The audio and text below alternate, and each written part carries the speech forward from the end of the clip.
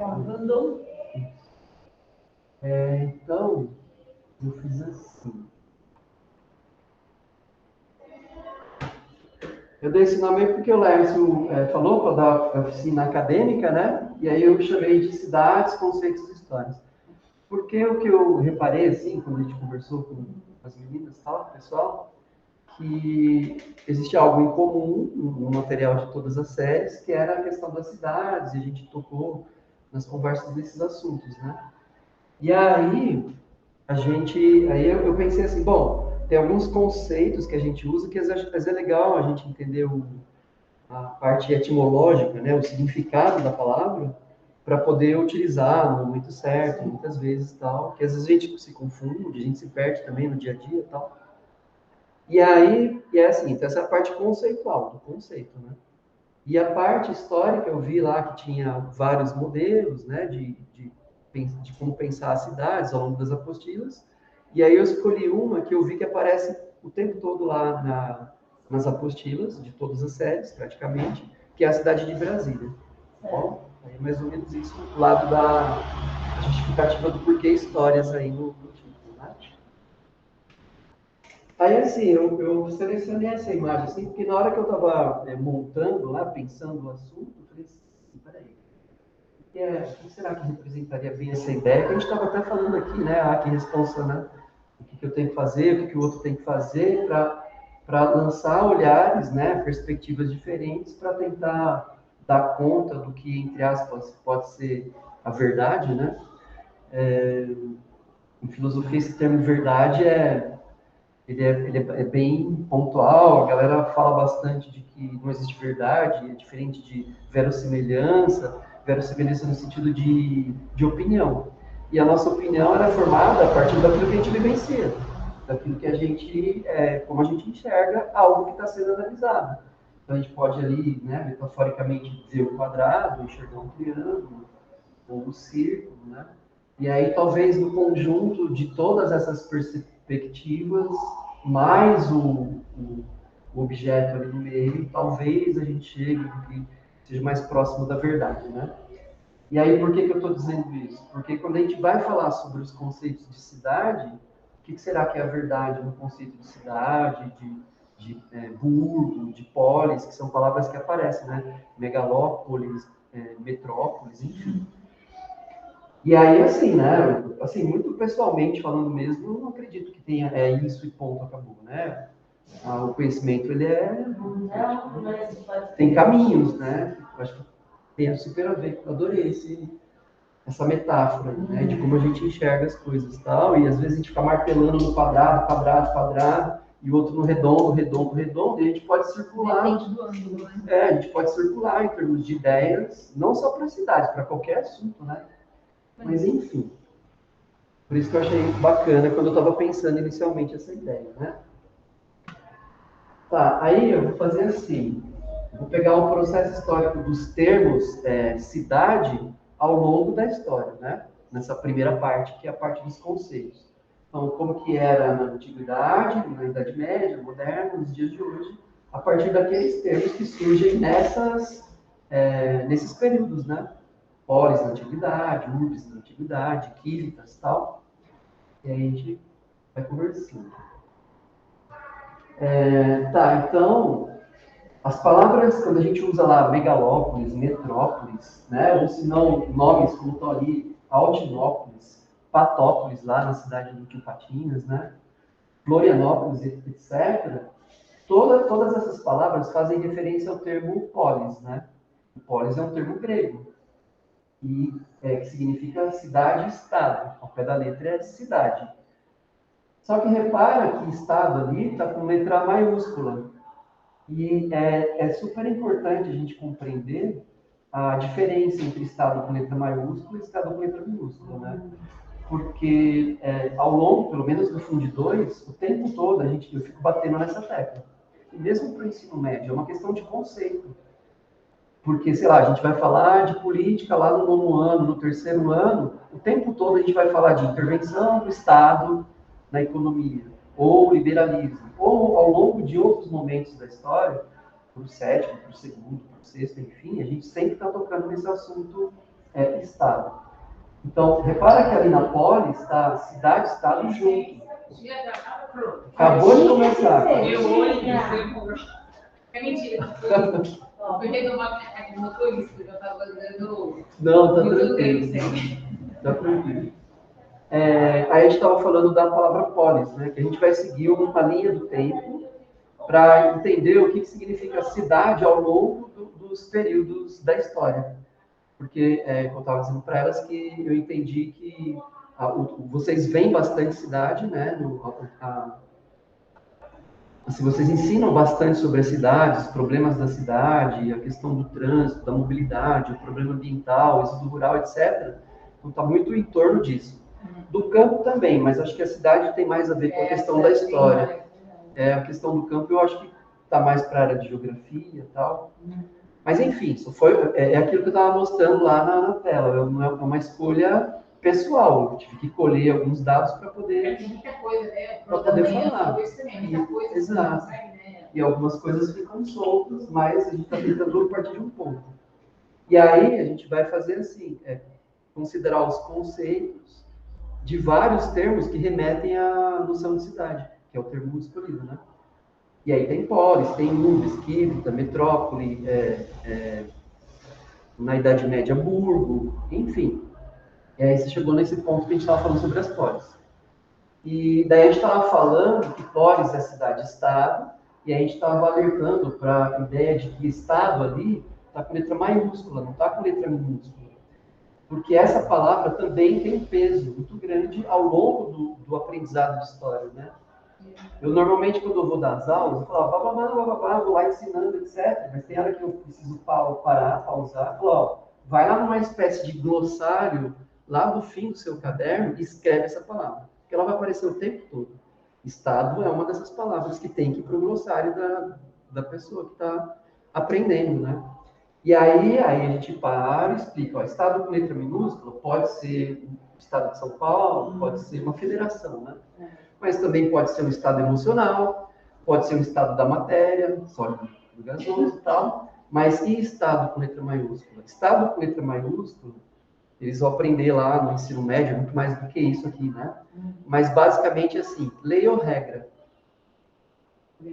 Lei ou regra. Estado com letra maiúscula é lei ou regra. Então, quando você vai ouvir uma notícia no jornal ou ler alguma coisa, falar, o Estado brasileiro decidiu que taranã, taranã, taranã. É uma responsabilidade do governo, por exemplo. Exatamente. Que ele tomou essa decisão. Então, se fosse um Estado do Brasil, seria... Aí, quando é federação, o Estado do Brasil é minúsculo, né? Ou quando fala, em época das eleições, maior intervenção do Estado na economia, ou menor intervenção do Estado. Esse Estado que está sendo dito é com letra maiúscula. E isso vai aparecer ao longo da história, apesar de ter sido uma invenção grega lá na Idade Antiga, na Antiguidade, né? Então, acho que é super importante. Se você olha lá para a cidade grega, para, sei lá, Atenas, Esparta e etc., suas duas mais conhecidas, tal, aquelas pessoas, elas tinham uma cidade com leis e regras próprias. Atenas era democrática, Esparta era oligárquica, outra era uma monarquia, outra era oligárquica também. Então, apesar de eles estarem num território chamado Grécia, cada cidade tem a sua própria lei e sua própria regra. Por isso que é Estado com letra maiúscula, né? E isso dá margem mais para frente para a gente falar sobre a noção de cidadania, porque lá na Grécia que surge a democracia e tal, lembra? Demo, povo, cracia, poder, democracia, teoricamente poder é do povo. Claro que tem diferenças entre a democracia daquela época e a de hoje, mas são os primórdios da possibilidade de a gente decidir as coisas coletivamente. Antes dos gregos não era teocracia, né? Era o rei Deus, ponto, acabou. E aí, quando vem os gregos e falam, bom, o rei, o faraó, etc., ele nasce, cresce, morre, a gente nasce, cresce, morre, ou somos deuses também, ou ele não é Deus coisa nenhuma, desce aqui com a gente. Então, basicamente, essa noção para criar o Estado juntos dentro da cidade. E aí é a noção de cidadania, né? Cidade, cidadania. E tem a ver com o terceiro termo lá, que é o termo civitas, né? Com C e tal, mas se lê civitas.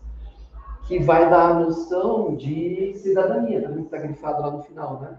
O poder da cidade, reunião de cidadãos, nação. Nação é uma outra palavra que eu paro tudo e falo, ó, vai lá no glossário, não é? Porque nação, nacionalidade, nacional, aí hino nacional, jornal nacional, o que é nação? Nação é um sentimento que as pessoas têm em relação ao grupo que elas pertencem. E repara que sentimentos mais efusivos, né, mais fortes, levam a confrontos e guerras. A história inteira é perpassada por guerra. Portanto, a gente pode dizer que essa lógica de nação, ela é importante porque ela dá uma identidade cultural. Sei lá, eu sou da nação corintiana, eu sou da nação católica, eu sou da nação da MPB, eu sou da nação do samba. Isso me dá uma identidade cultural. Esse sentimento de gostar do meu time, da minha religião, da minha família, do meu estado. Aí o problema passa a ser quando eu não reconheço a nacionalidade, a nação do outro, o sentimento do outro. Então porque ele é corintiano, palmeirense, eu tenho que maltratar? Porque ele é um bandista, eu tenho que maltratar? Porque ele é ateu, porque ele gosta de funk, porque ele... Aí vem as questões problemáticas. Não é? Então isso é cultura, isso não é cultura, devo respeitar, não devo... Você percebe como uma coisa é a gente falar sobre política, outra coisa é eu me agarrar ao meu sentimento do partido X ou Y. Uma coisa é a gente gostar de entender sobre religiões, a outra coisa é eu me prender ao meu sentimento, né, de nação XYZ. Uma coisa é a gente gostar de música, eu gosto de música. Tá, a outra coisa é eu falar, não, eu gosto do meu estilo musical e o resto não presta, digamos assim. Então, você repara que a maior parte dos conflitos que existem, para qualquer assunto, estão relacionados àquilo que nos toca assim, afetivamente. Portanto, dentro desse conceito de nação. E a partir do momento que você compreende isso, acho que fica mais fácil de circular pelas diferentes nações com respeito. É uma coisa que a gente tenta prezar ao longo do processo da formação, né? da criança, enfim. E então, assim, Civitas está relacionado à nação, está relacionado ao grupo, está relacionado a essa ideia de cidadania. O que é ser cidadão, não é? É só ir lá, votar e ir para casa? Não, é muito além disso. Envolve política, envolve economia, envolve arte, música, cultura, religião, tudo isso que a gente está falando aqui, né? E aí, repara que sei lá, pelo menos no século XIX, isso foi bastante intenso, até às vezes até hoje, às vezes algumas falas assim, né, fora do conceito. Repara bem, uma coisa é eu estar falando do conceito das palavras, outra coisa a gente está lá no dia a dia, né, numa conversa informal com alguém, sei lá, e usar esses termos, civilizado, selvagem, mas dentro do conceito da história, da antropologia, da sociologia, enfim, a gente tem que usar com um cuidado maior, como um conceito, como uma terminologia, não como uma palavra comum. Por exemplo, a lógica de civilizado. Então, o que é ser civilizado? Não é? É ser certinho, conforme as normas, as regras, dentro do normal da norma? Bom, tudo bem se for na conversa informal, mas se for aqui dentro da nossa lógica de escola, um termo específico, civilizado, vem de Kivita, que tem a ver com viver na cidade. É isso, ser civilizado, como termo. Às vezes a gente pode usar isso lá na rua, ou lá fora, com família, sei lá com quem, de uma forma diferente? Pode, porque o pessoal diz que é polissêmico, né? Uma palavra ela pode ter vários significados. Poli de vários, sêmico de semântica, de significado. Então, eu dou exemplo para os alunos, a palavra manga. Tá, agora eu gesticulei, mas se eu só falo manga, os alunos podem pensar ou na fruta ou na parte da camisa. Então, são os vários sentidos que alguns falam, lembrou de suco, o outro lembrou não sei do quê. Então, quer dizer, lembra lá daquela imagem inicial? Deixa eu mostrar para ela. Que é isso aqui, né? o que é manga, o que é cidade, o que é nação. Cada um vai ter um entendimento a partir da sua referência, a partir da sua perspectiva. Se a sua perspectiva é só uma, você só vai enxergar quadrado naquilo. Se você desloca, você, não tinha percebido. E daí eu acho que seria interessante a gente, como professor, deslocar os olhares para perceber a diversidade de possibilidades. Porque daí, quando a gente está numa conversa comum, eu entendi, essa pessoa está se referindo a isso, está se referindo a quadrado, portanto, eu vou dialogar a partir disso. Outra pessoa, que tem uma outra formação, está enxergando o triângulo. Então eu vou tentar dialogar a partir do que ela enxerga para tentar deslocar o olhar dela, para que a gente cresça junto, né? Assim, eu acho que no dia a dia, às vezes, as pessoas têm menos paciência para isso, mas dentro da escola acaba virando uma espécie de objetivo, né? Nosso. Então. Mesmo assim, às vezes a gente dá uma penada, porque a gente se vê de frente com pessoas que vêm de uma formação quadrada, triangular, ou que tem facilidade de circular no meio disso tudo, né? Enfim. E aí cabe a gente falar, então quer dizer que polis é isso, cidadania é isso, tal. Então, voltando para os civilizados. Então, civilizados são aqueles que vivem na cidade, como terminologia. Tá, e repara como o avesso disso, né, o contrário, é a noção de selvagem. Então, no nível da opinião, né, do comum, então estamos nós, os civilizados, e aqueles selvagens lá, né? Então, peraí, isso também é meio problemático, porque quando a gente associa a palavra selvagem, a gente associa a brutalidade no nível comum. Mas peraí, selvagem é aquele que vive na selva, não é? E, portanto, ele tem hábitos e culturas que muitas vezes quem vive na cidade não conseguiria sobreviver naquele espaço. E aí toda essa troca, né? Enfim. E a ideia de urbis, que aí gera a palavra urbano, né? Cidade por excelência. A urbis tem a ver com o latim orbis, orbitar. Então, quer dizer que existe uma figura central e as coisas orbitam em torno de uma sede. No nosso caso, a cidade, o urbano, a polis. Esses são termos antigos, né? Polis é grego e urbis e civitas é romano. Tá muito rápido? Tá de boa? Tá, então, assim, isso é na antiguidade, né? E assim, para mim é essencial essas palavras quando a gente vai explicar uma série de coisas ao longo da história, né? Porque o tempo todo a gente recai nessas disputas, né? Entre quem é certo, quem que é errado. Civilizado, selvagem, papel. Peraí, o que é cada uma dessas coisas, né? Aí eu coloquei um desenho aí de uma polis, né? Uma polis grega e tal. A noção da Acrópole lá em cima, né? É um templo religioso. Dentro daquele templo ficava uma estátua gigantesca do deus que era, enfim, referendado ali na região. Poderia ser Atenas, poderia ser Poseidon, qualquer um, tal. E essa noção é relacionada à altitude, como um sistema de defesa também, para vigiar as possíveis invasões, né? As muralhas em volta, a circulação aqui nessa espécie de ágora, né? Ágora é a praça pública onde o cidadão vai lá dar a sua opinião. Claro que nessa época eram os homens, mulheres não, escravos não, estrangeiros não, tal. Mas considerando a evolução histórica, demos um salto em relação ao culto do faraó, por exemplo. Né? Enfim, só para ilustrar uma polis, né? Tá, aí quando a gente vai para a Idade Média, vem a noção de burgo. Burgo é a cidade medieval.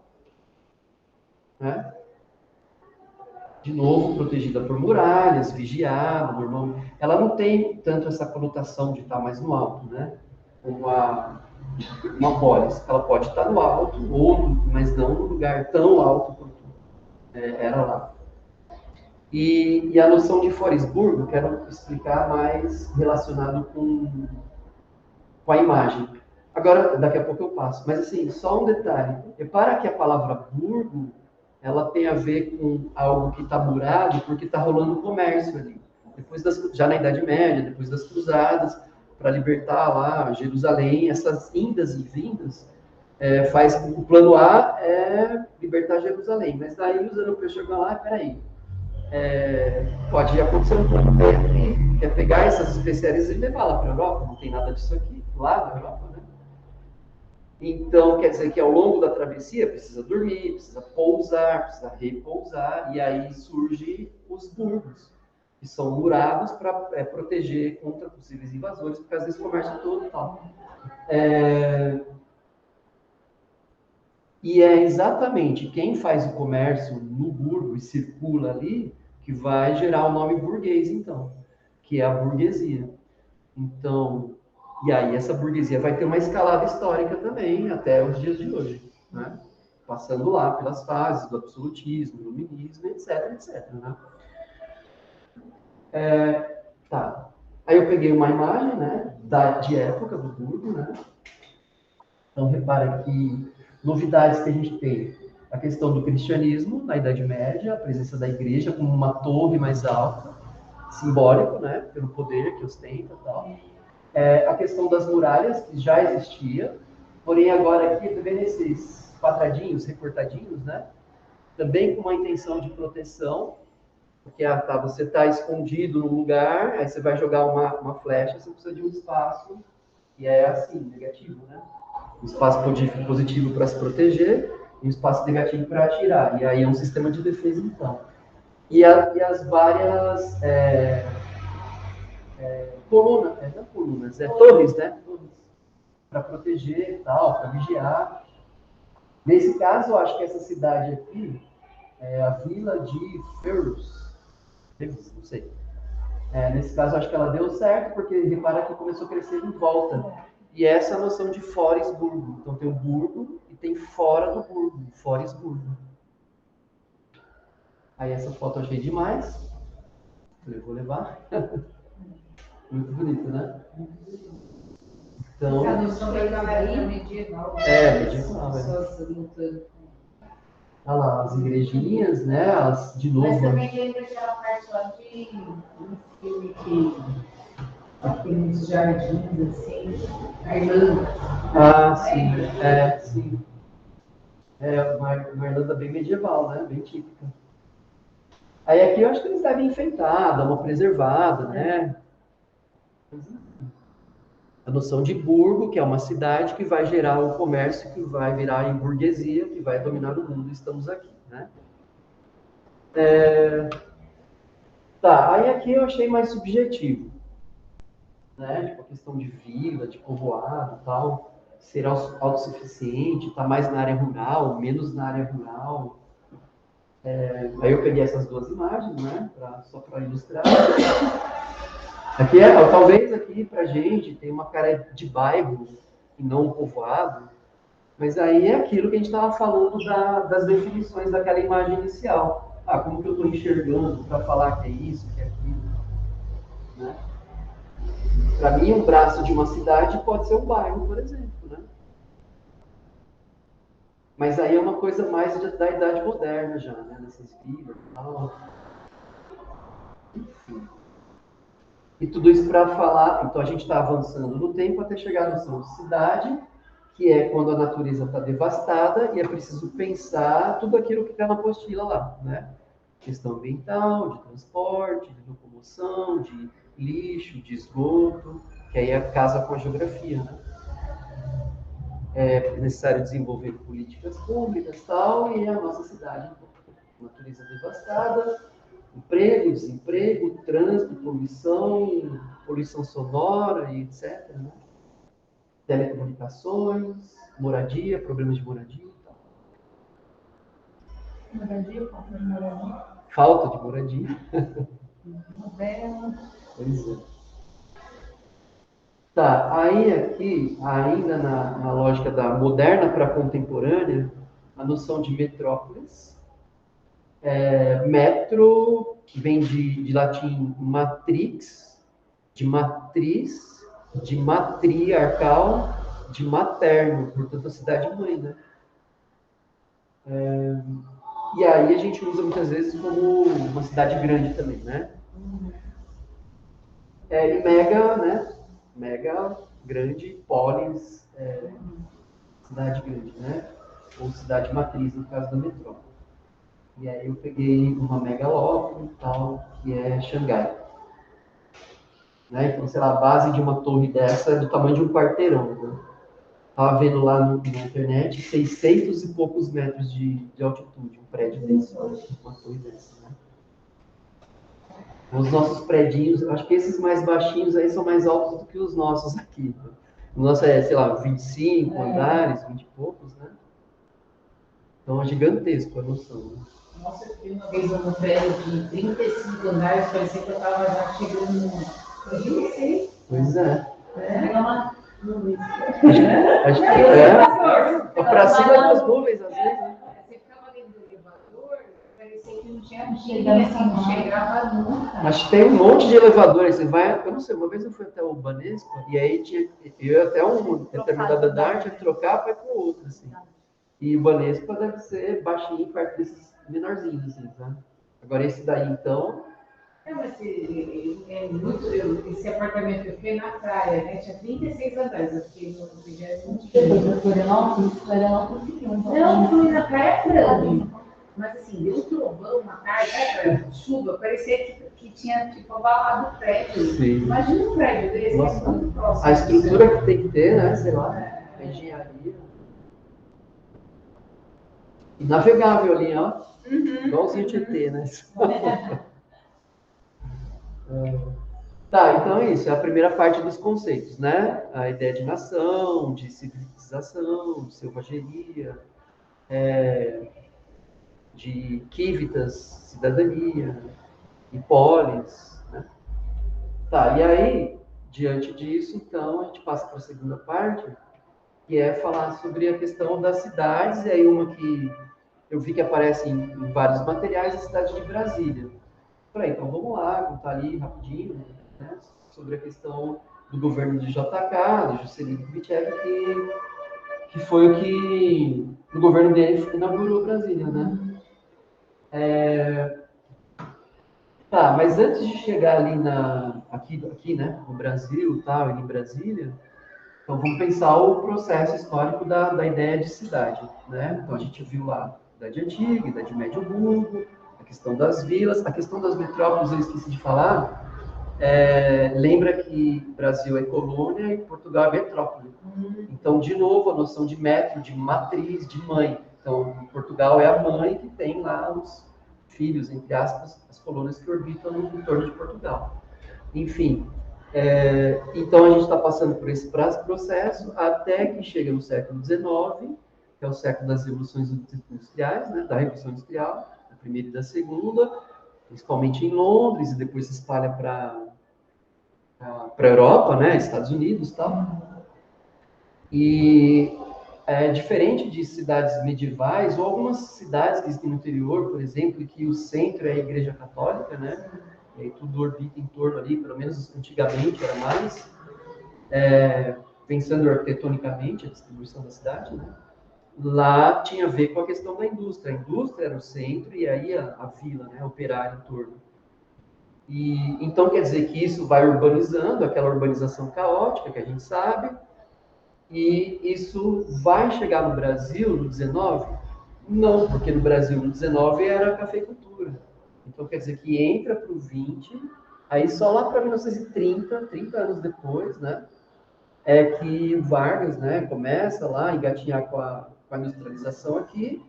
Uma coisa é ter fábrica de fundo de quintal, isso existia. Agora, investir na indústria, siderurgia, hidrelétrica, isso tudo começa da década de 30 do Vargas em diante, até que um salto forte nesse sentido vai acontecer na década de 50 com o JK, não é? Então, só fazendo essa linha, né, entre o 19 virando para o 20 para justificar por que aconteceu aqui no Brasil nessa época. E qual a relação com a indústria? Tem a ver com o discurso político do JK, que é esse discurso desenvolvimentista, com aquele slogan lá antes de ele ser presidente, né, antes de ele ser eleito, que é vou desenvolver o Brasil, o equivalente a 50 anos em apenas 5 e tal. expandir a indústria, para expandir obras, ele fez tudo isso que a gente falou, siderurgia, hidrelétrica, transporte, etc. Rodovias para lá e para cá. E ele era relativamente jovem para a idade de um presidente até então, portanto, esse discurso desenvolvimentista, mais essa coisa esse discurso do jovem, né, do novo, para mudar a política, essa eterna desculpa, faz com que ele vença as eleições e chegue lá e bote em plano, coloque em plano a proposta. Mas é a grande pergunta, né? Mas peraí, como? Com que dinheiro, né? E aí vem lá as justificativas, né? Com empréstimo estrangeiro, tomado dos Estados Unidos no contexto de Guerra Fria, e com emissão de papel moeda. Quer dizer, produzir papel moeda, produzir notas. Isso a gente sabe que tanto o empréstimo vai gerar o problema da dívida, então ele sai bonito na foto, o próximo que resolve. Quanto a emissão de papel moeda também gera um problema, que é a inflação. Então, dívida, empréstimo, dívida, emissão de papel moeda, inflação. Então, ele sai. Tem uma foto que eu achei, eu não quis selecionar ela, que é assim, super marqueteira, né? Eu não sei se é o sol se pondo ou o sol nascendo, então quer dizer que tem ele olhando para o infinito, assim, né? Aí os prédios dos ministérios lá atrás a luz do sol. Então, tudo muito pensado em perspectiva para dar essa noção de desenvolvimentista, um olhar para o infinito, para além, a luz, a construção, o Brasil crescendo. Exato. E aí ele sai bonito na foto e quando chegar a hora de pagar, quando chega a hora de resolver o problema da inflação, aí vem os próximos com esse problema, né? Então, eis como que ele consegue fazer isso tudo, né? Usina e transporte, e trazer esses, sei lá, Volkswagen, Ford, né, para cá, tal. Brasília. Então, a gente sabe que, sei lá, vai construir um prédio hoje, demora 2 anos, não sei, em média. 2 anos e meio. Agora, fazer todo o projeto da base, né, tá lá, mato, aí a quantidade de engenheiros, de pessoas para trabalhar, rede de água, esgoto, luz, para um monte de prédio, para um monte de coisa, que tem um visual, um layout, assim, meio alienígena para a época, porque é um Brasil rural, né? Muito turista, né? Extremamente, muito legal. Mas imagina a quantidade de grana também, né? Que foi demandada para isso e tal. E aí ficam aquelas críticas, né? Fazer, não fazer, vai gastar, não vai gastar. E aí as opiniões dos cidadãos. Os cidadãos aí resolvem o que é certo e o que é errado, né? Mas enfim. Funcionário, né? Ele fez bonito. Pois, não que ele foi correto e treinado, mas ele foi um cara inteligentíssimo, né? Nesse sentido. Porque ele fez saída, né? Nesse sentido urbanístico, é uma referência, com certeza. É aquilo da perspectiva. Estamos olhando da perspectiva urbanística, da perspectiva econômica, da perspectiva política. Todas essas estão em jogo, né? Ambiental, etc. Inteligência, Sim. Agora, sim, aí aquela história que a gente já sabe, de urbanizar, de gerar a questão do êxodo rural, porque naquela época as indústrias eram instaladas em São Paulo e Rio, e as pessoas vinham do interior para cá, e fugindo da seca para cá também. Minha família é exatamente essa história aí. A minha mãe veio do interior, e meu pai veio de Alagoas. E aí eles se encontraram, aquela coisa de trabalhar no açougue, trabalhar na portaria, não sei do que, e aí foi formando aquilo que a gente conhece hoje, que a gente vai viajar para o interior, casa de família, etc. Né? Aí eu coloquei ali crescimento versus desenvolvimento, porque são coisas diferentes, né? Crescimento, você só cresce em tamanho, eu comparo com os alunos, né? Mas só cresceu, mas em mentalidade, né? E o desenvolvimento da sua mentalidade. Imagina, em vez de um aluno, é o Brasil, né? Então, o Brasil cresceu sem se desenvolver, porque carrega em si aqueles problemas que a gente sabe que existem, né? E aí, como resolver isso? Aguarde lá, década de 60, 70, anos 2000, etc. E aí, de novo, dentro do tema Brasília, da cidade de Brasília, né?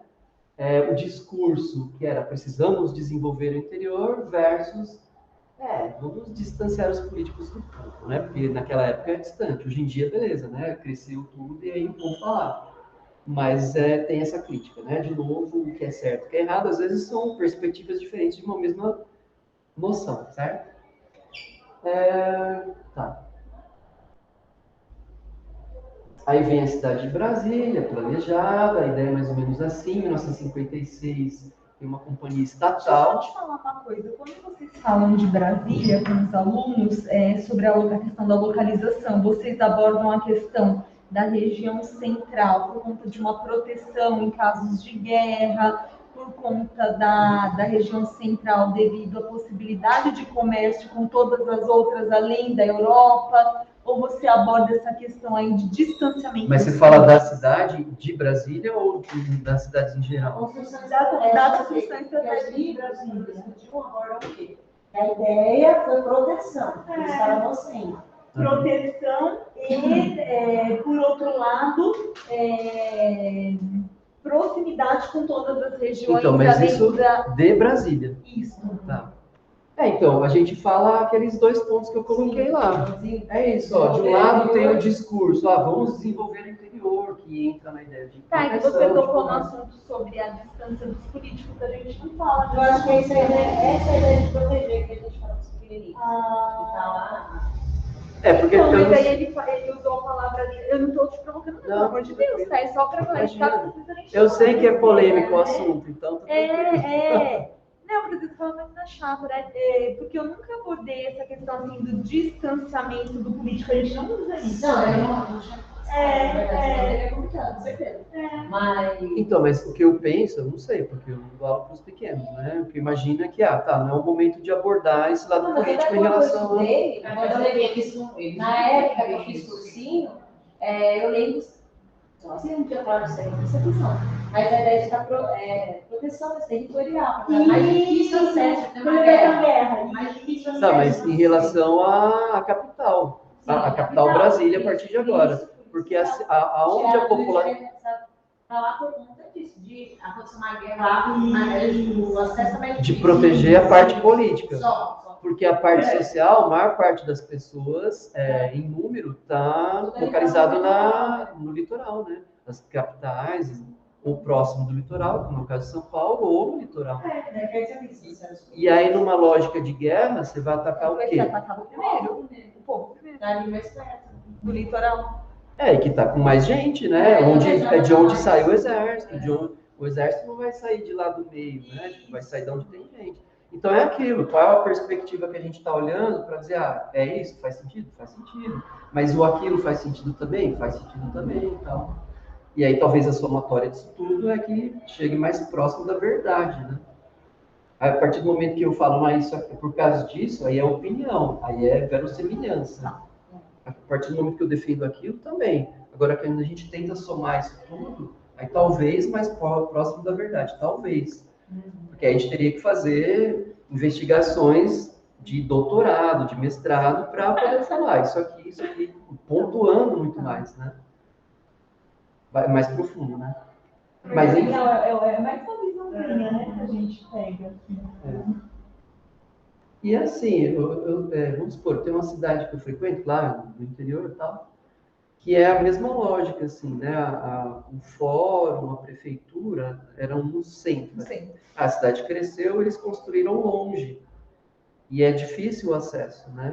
E aí eu fiquei pensando, será que eles pensaram com a mesma lógica? Será que... Porque é aquilo, nos domínios da linguagem, na filosofia da linguagem, a gente conta uma história a partir de um determinado interesse, sempre é assim. Se você vai defender um filho, um aluno, um interesse pessoal, a perspectiva, é aquela imagem inicial. E aí a gente vai usar a linguagem a partir daquilo que a gente enxerga ou interessa. E se o assunto for cidade lá que eu conheço, eu posso ter essa fala, porque distanciou, dificultou, por que dificultou? Então fica um ponto de interrogação. Mas ao mesmo tempo foi para construir um lugar melhor, também foi para construir. Pode mostrar os caminhos possíveis para a pessoa Exato, mas daí a gente se apega ao quadrado, a gente se apega ao triângulo, a gente se apega ao círculo, lá daquela ideia inicial, ou a gente tenta circular de uma forma cidadã para compreender os lados, né? É isso que a gente tenta lá no ensino médio, Fundo 2, fazer o tempo todo. E que é super difícil, porque cada um carrega em si um lado afetivo, e não esse lado racional. Eu estou mostrando aqui racionalmente a ideia. E afetivamente, o que me toca, que eu quero defender? E em termos de futebol, de música, de religião, de política, de economia, de qualquer coisa. Né? Para defender o meu bairro, na cidade que eu vivo. E aí o quanto é complexo a gente ter que se equilibrar no meio do discurso para não recair num determinado erro. Né? É sempre assim, é sempre a mesma lógica. É nação, é sentimento, né? Enfim. E aí a gente está num tempo em que as coisas estão super polarizadas, né? Ou é isso, ou é aquilo, ou é preto, ou é branco, é 0, 1, liga, desliga, certo, errado. Tudo bem, acho que para as crianças precisa ter um raciocínio mais concreto, né?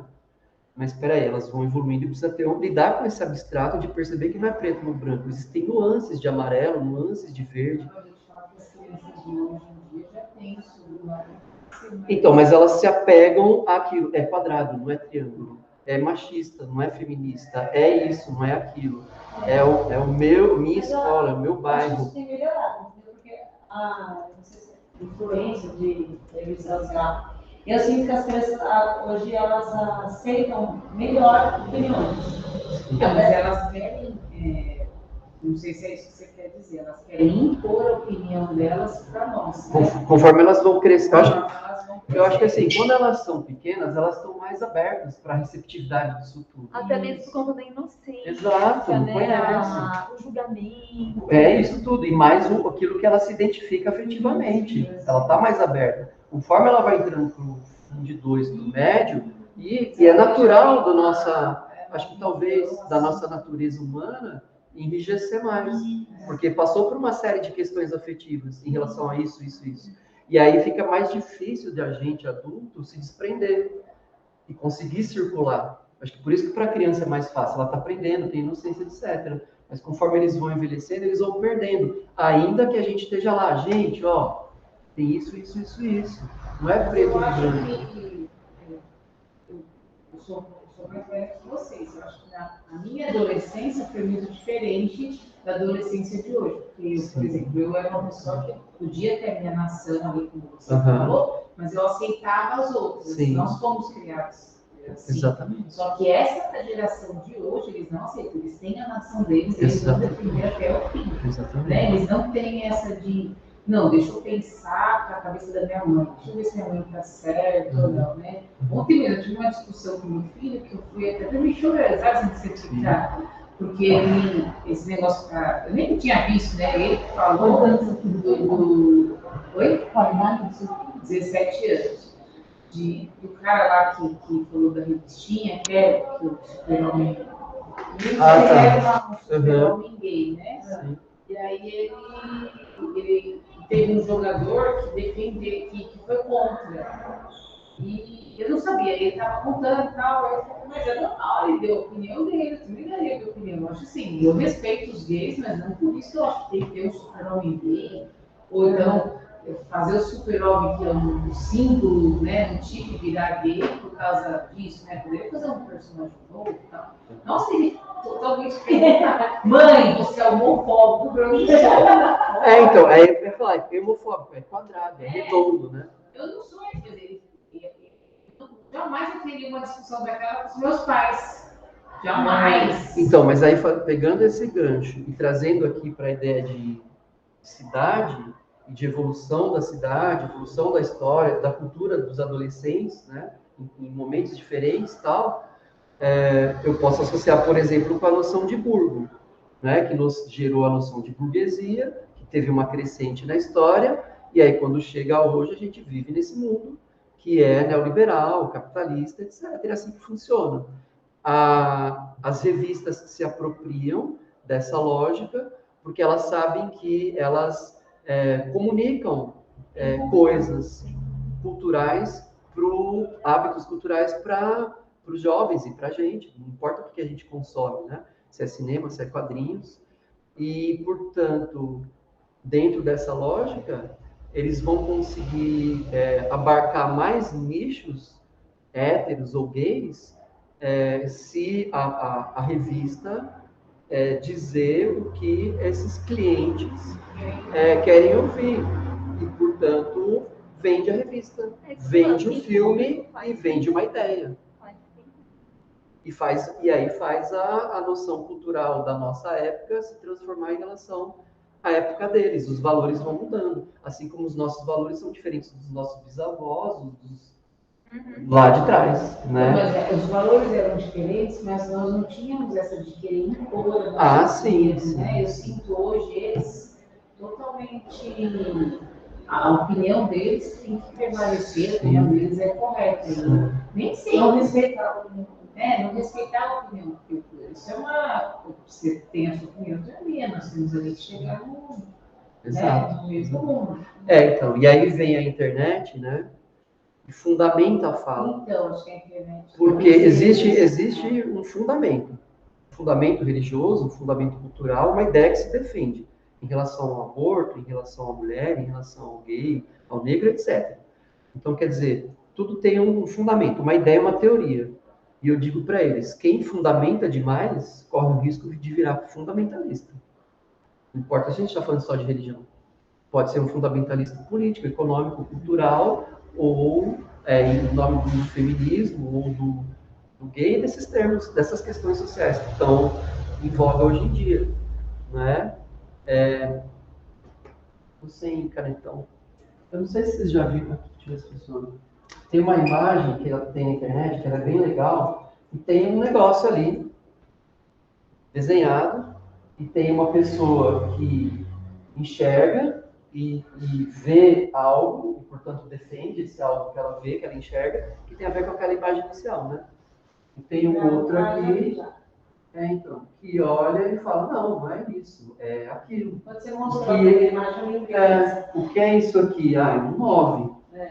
E o que é isso aqui, quando eu olho dessa perspectiva? É um 6. Tá, então, de novo, uma metáfora para qualquer assunto que a gente estiver lidando.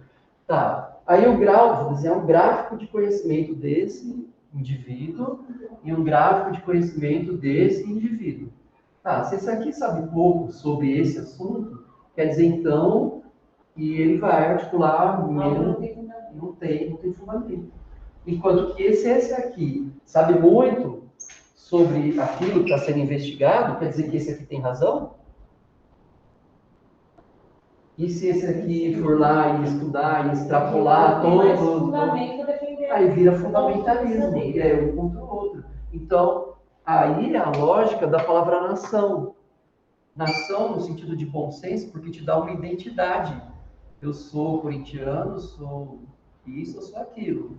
A partir do momento que eu extrapolo, porque eu extrapolo o fundamento, eu viro fundamentalista. Eu ultrapasso a linha do bom senso e eu saio da ideia de nação, de nacionalismo, e entro para a ideia de xenofobia, de aversão ao outro. Porque ele é corintiano, porque ele defende isso ou aquilo.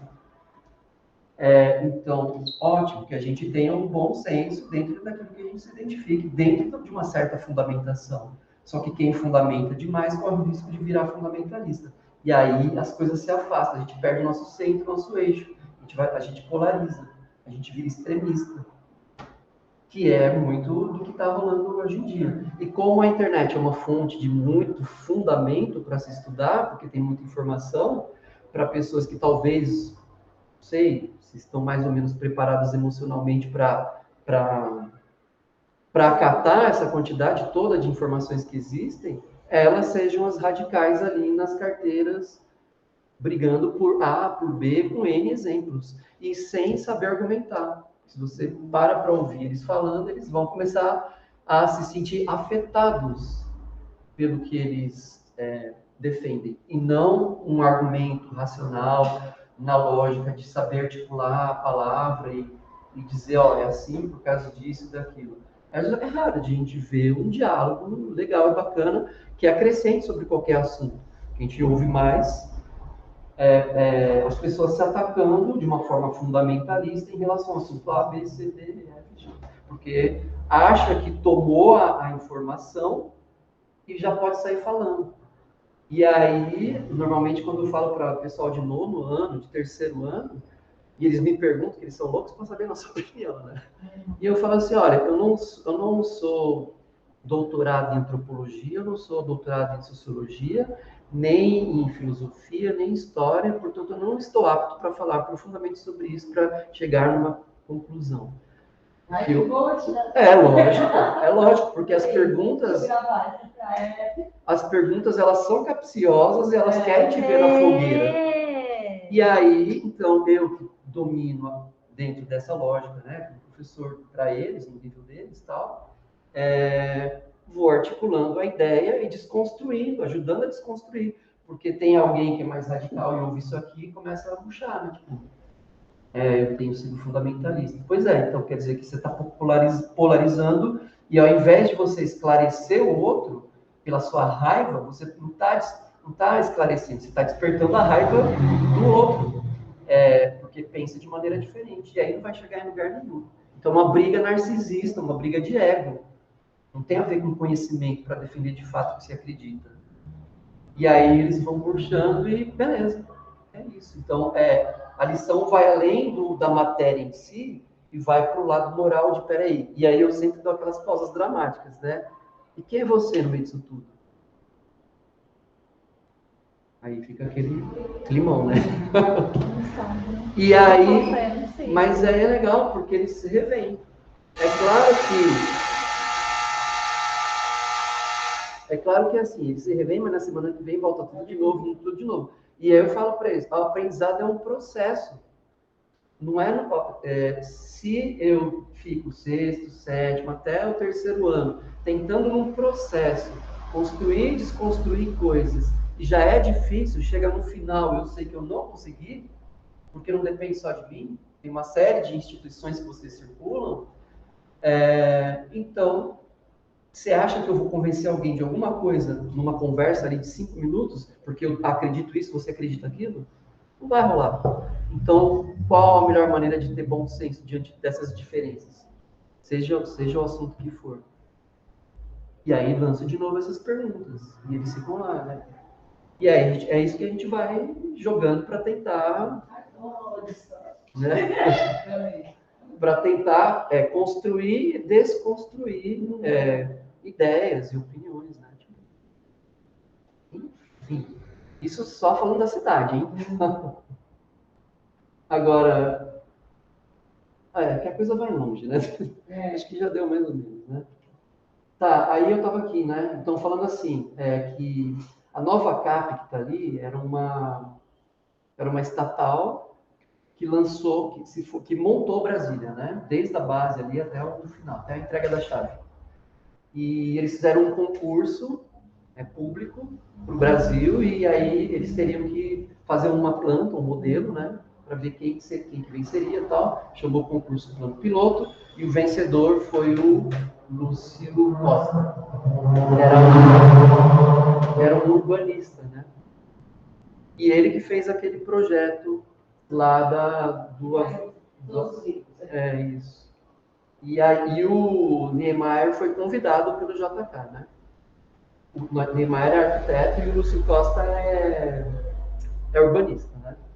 E aí eu vi umas imagens legais aqui, ia ficar muito cheio e tal, mas tem uma que tem a Lagoa de Paranoá, e aí tem uns blocos quadrados, assim, que ficou em 5º lugar e tal. Falei, olha, nada a ver com essa do eixo, né, e das asas e tal. Enfim, o sinal da cruz, acho que no país católico na época fica entendível, né? E aí só arqueou por causa do relevo e a curiosidade. Tem o eixo monumental, que é onde tem lá os prédios, né, oficiais e tal, e as asas, que é onde ficam as residências, hospitais, escolas. Tal. Na década de 60 teve a inauguração, eles colocaram no dia do Tiradentes, né, da morte do Tiradentes, tal. E em 87 virou Patrimônio Cultural da Humanidade. Então, como diz você, né, tipo, foi super acertado nesse sentido, né, tipo, nesse viés assim de desenvolvimento, de algo urbano, por essa perspectiva, é tão importante que virou um patrimônio cultural. Aí já pensou se eu tomo o plano político? Não, mas você quer, então vai discutir lá com a ONU, com o patrimônio cultural, com a beleza que é aquilo tudo. Eu acho que gente inteligente poderia ter até mesmo esse lance de fazer em 4 anos, já vou passar e a pessoa que se vire. É aquela lógica de querer politizar tudo. Tá, uma cidade, só uma cidade. A gente não está falando do quanto custou o preço político disso. A gente está falando desse ponto de vista. Entendeu? Desse ponto de vista? Não é bonito de fato? Num país que é o rural? Beleza. Agora vamos deslocar para um outro ponto de vista para falar da parte política ou da parte econômica? Aí o assunto é outro. Mas, enfim, do que a gente está falando, né? Aí os candangos, né, que eram lá, as pessoas que construíam e tal, e Já ouvi falar. que tem a ver com um lado pejorativo, né, de uma palavra africana, pejorativa e tal. Inovação nas formas, tudo aquilo, né, ali eu acho que é aquilo muito alienígena, né. E aí, depois, conforme isso cresce, hoje tem 33 cidades satélites, que eles chamam, que meio conurbação, né, vai juntando e tal. Enfim, eu coloquei algumas imagens bonitas pra gente, né, deliciar aqui. Então, ó, aqui nesse eixo central é onde estão aqueles monumentos lá, os prédios, né? Tem a Lagoa de Paranoá, que deve estar secando, e os bairros e as cidades satélites em volta, por lá de cá principalmente. Então. Aí algumas imagens, né? Congresso Nacional, vários prédios dos ministérios, tal. A esplanada dos ministérios agora pronta, com a catedral aqui, e o Congresso lá, aqui o Supremo, Tribunal, parte da Justiça, né? Peraí. Essa estátua aqui, né? Ela simboliza a justiça, lá, com uma espada na mão. E esse traço, né? Característico, assim, com esse lado vertical, esse lado horizontal e a emenda em curva, né? Bem específico. Você olha assim, que prédio é esse? É tudo muito parecido, né? Então, nesse caso do Supremo. Aí lá, no Palácio da Alvorada, de novo, os mesmos traços, as estátuas e tal. Palácio da Alvorada, onde o presidente mora e trabalha. E o Itamaraty, mais diferente, né? E é onde acontecem as relações internacionais, externas, né? Relações exteriores. A Catedral de Brasília, de novo aqueles traços, só que agora um pouco mais curvado, no interior. Achei muito legal essa coisa dos anjos presos, né? Por cabos, né? E a Santa Padroeira é a Nossa Senhora Aparecida, né? E aí, assim, eu falei, meu, eu não vou colocar os paradidáticos, coloco ou não coloco, porque elas lidam com isso muito mais do que eu e tal. Mas aí eu deixei o link, caso vocês tenham interesse, peguei algumas imagens, né? Mas o que eu achei interessante é pensar essa coisa dos jogos, assim, né? E tem o meu sobrinho, ele jogava bastante esse aqui, que é o Icarian. Ele baixa, faz o download e aí ele tem que pensar absolutamente tudo. Desde a felicidade do povo, tipo de governo, circulação de mercadoria, de pessoas, e a cidade vai crescendo e é online. E aí ele consegue fazer negociações ou guerra com outros jogadores online, isso em tempo real. Então, vamos supor, eu vou deslocar o meu exército daqui... daqui até lá. Demora 8 horas de viagem, você tem que esperar 8 horas do jogo para chegar lá. É muito legal. Ele jogou, assim, a adolescência inteira dele. Ele chegou... Mas disponibilização. Tá, fica aí, tal, né, o pendrive e tal. E isso é o que eu conheço, né? Deixa eu só na área de trabalhos visuais, daí você acessa esse computador, manda pra gente fazer. Sim. Então, assim, esse é o que eu conheço, que é o Icarian. Aí tem outros tantos que eu coloquei imagem aí, mas tem muito mais, tá? Desde os mais simplesinhos até esses mais complexos, né? Por quê, velho? Eles ficam à noite jogando. E aí tem esses conceitos, né? Eu vivo dando exemplos de coisa de videogame, quando eu vou falar. Hoje eu estava dando aula de, sei lá, Lula e Dilma, lá para um outro nono ano, né, de uma outra escola. E eu falei, igual quando você está num jogo de videogame, você vai usar qual instrumento para atingir o objetivo? Você vai usar a capa que te esconde? É hora de usar a capa que esconde, é hora de usar o outro, sei lá, a asa na perna para ser mais rápido. Isso é adaptação política conforme o que está acontecendo. A grande palavra é adaptação. Ou é quadrado, ou é triângulo, né? Ou é, vou até o final só com a capa escura. Você vai perder, você vai morrer. Vai chegar uma hora que não vai adiantar isso, vai adiantar outra coisa. Então, é uma metáfora para a realidade, né? Para qualquer assunto, enfim. Tá, as didáticas, as fontes, que às vezes tem interesse, as imagens e... Valeu. Você salva aí na área de trabalho? Sua apresentação? Salve, sim. Eu vou parar a gravação. Valeu, obrigado a vocês também. Obrigada, gente, te agradeço. Super dedicação para fazer nosso trabalho. Será que parou a gravação? Não, você tem que encerrar a gravação. Não, abaixa aqui, ó. Porque fica apertadinho aqui, ó. Agora, gente, é português ou é